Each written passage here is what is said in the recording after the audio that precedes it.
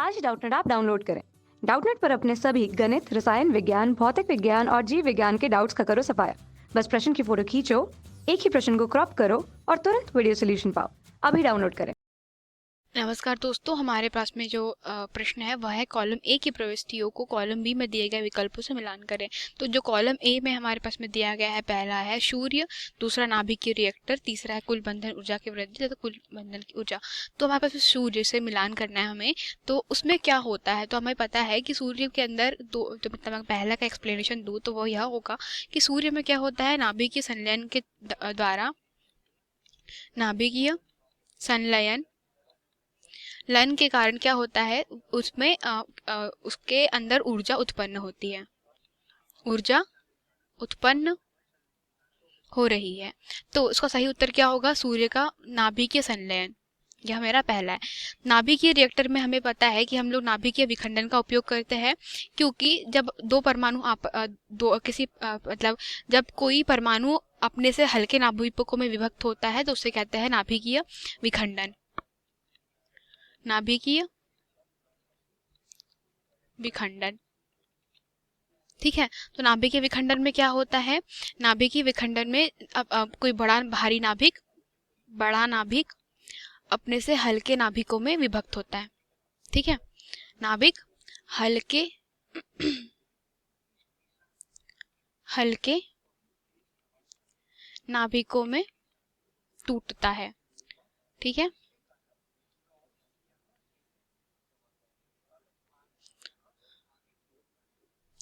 तो क्या हो रहा है, हमारे नाभिकीय विखंडन में बड़ा नाभिक हल्के नाभिकों से टूटता है, और इसी विखंडन की प्रक्रिया को अगर हम लोग नियंत्रित कर ले तो नियंत्रित करने के पश्चात नियंत्रित नाभिकीय विखंडन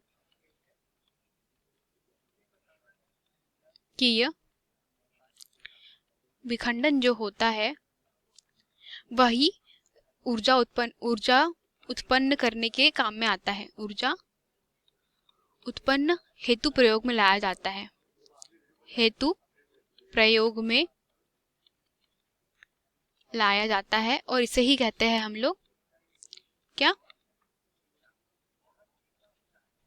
इसको मैं अच्छे से बना दूं, लाया जाता है। और वह उसे क्या कहते हैं, परमाणु भट्टी या नाभिकीय रिएक्टर कहते हैं। जहां पर हम लोग विखंडन की क्रिया को नियंत्रित करके ऊर्जा उत्पादन करते हैं उसे कहते हैं नाभिकीय रिएक्टर या फिर परमाणु भट्टी।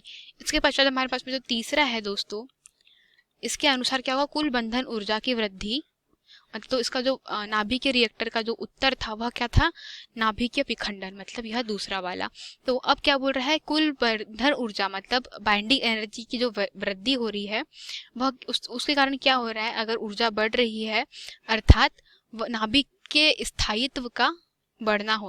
और जो तीसरा है हमारे यहाँ पे पूछा है बंधन ऊर्जा के बारे में, तो बंधन ऊर्जा के बारे में हमें बात पता होनी चाहिए कि किसी भी नाभिक की बंधन ऊर्जा अधिक कब होती है, बंधन ऊर्जा अधिक अर्थात क्या होता है कि किसी नाभिक को तोड़ने के लिए, ठीक है, अगर वह बंधन ऊर्जा क्या है, अधिक, तो जो मेरा नाभिक है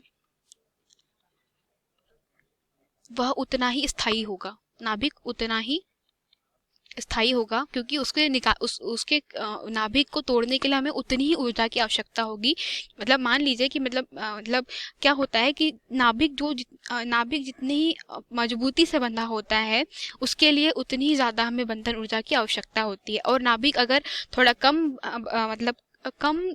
कम बल से बंधा होता है तो उसके लिए उतनी ही कम ऊर्जा की आवश्यकता होती है। अर्थात हम बोल सकते हैं बंधन ऊर्जा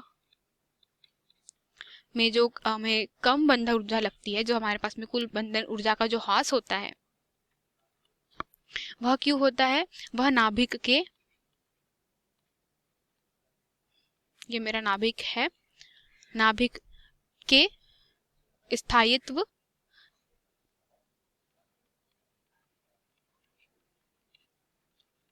का ह्रास होता है।